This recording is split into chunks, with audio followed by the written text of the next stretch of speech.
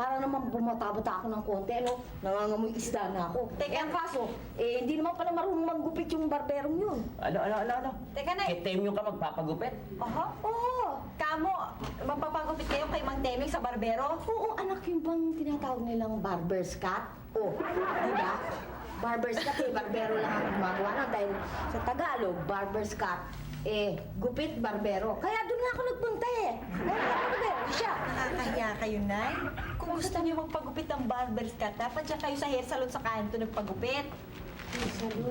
Pasensya ka na, Dayan, at talagang wala namang alam yung inay mo kundi magtinda ng isda eh. Salita ka na naman.